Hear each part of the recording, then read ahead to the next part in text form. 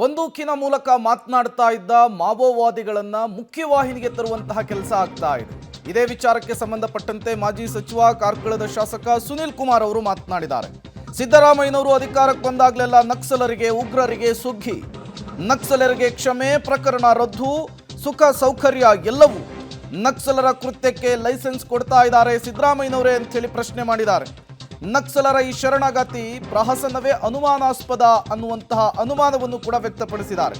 ಬಿಜೆಪಿಯ ಶಾಸಕ ಸುನಿಲ್ ಕುಮಾರ್ ಅವರು ಸಾಮಾಜಿಕ ಜಾಲತಾಣ ಎಕ್ಸ್ನಲ್ಲಿ ಕಿಡಿಕಾರಿರುವಂಥದ್ದು. ಕೇಳಿಸಿದಂತ ನಕ್ಸಲರಿಗೆ ಶರಣಾಗತಿಯನ್ನ ಮಾಡಲಿಕ್ಕೆ ಸಿದ್ದರಾಮಯ್ಯ ಸರ್ಕಾರ ಹೊರಟಿರುವಂಥದ್ದನ್ನು ನಾಗರಿಕ ಸಮಾಜ ಪ್ರಶ್ನೆ ಮಾಡಲೇಬೇಕಾಗಿದೆ. ಒಂದು ಕಡೆ ನಕ್ಸಲರಿಗೆ ಶರಣಾಗತಿಯನ್ನ ಘೋಷಿಸುವಂಥ ಸರ್ಕಾರ, ಇನ್ನೊಂದು ಕಡೆ PFI ಉಗ್ರರಿಗೆ ಕೇಸ್ಗಳನ್ನು ವಾಪಸ್ ತೆಗೆದುಕೊಳ್ಳುವಂಥ ಸರ್ಕಾರ, ಎರಡಕ್ಕೂ ಕೂಡ ಒಂದೇ ರೀತಿಯಾದಂಥ ಮಾನದಂಡಗಳನ್ನು ಅನುಸರಿಸ್ತಾ ಇರುವಂಥದ್ದು ಮುಂದಿನ ದಿನಗಳಲ್ಲಿ ನಾಗರಿಕ ಸಮಾಜ ಅತ್ಯಂತ ಅಪಾಯದ ಸ್ಥಿತಿಗೆ ತಲುಪುತ್ತೆ ಎನ್ನುವಂಥದ್ದು ವ್ಯಕ್ತ ಆಗ್ತಾ ಇದೆ. ಕಳೆದ ವಾರ ನಕ್ಸಲರು ಶರಣಾಗಬೇಕು ಅಂತೇಳಿ ಮುಖ್ಯಮಂತ್ರಿಗಳು ಹೇಳ್ತಾರೆ.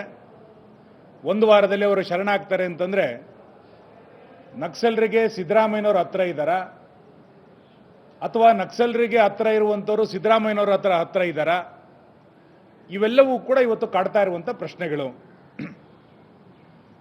ಬೇಕು ಅಂತಂದಾಗ ನಗರಕ್ಕೆ ಬರುವಂಥದ್ದು, ಬೇಡ ಅಂತಂದಾಗ ಕಾಡಿಗೆ ಹೋಗುವಂಥದ್ದು, ಕಾಡ ನಕ್ಸಲರನ್ನ ನಾಡ ನಕ್ಸಲರನ್ನಾಗಿ ಮಾಡುವಂಥ ಪ್ಯಾಕೇಜ್ ಇದು. ಇದನ್ನು ಶರಣಾಗತಿಯ ಪ್ಯಾಕೇಜ್ ಅಂತ ಕರೀಲಿಕ್ಕೆ ಸಾಧ್ಯ ಇಲ್ಲ.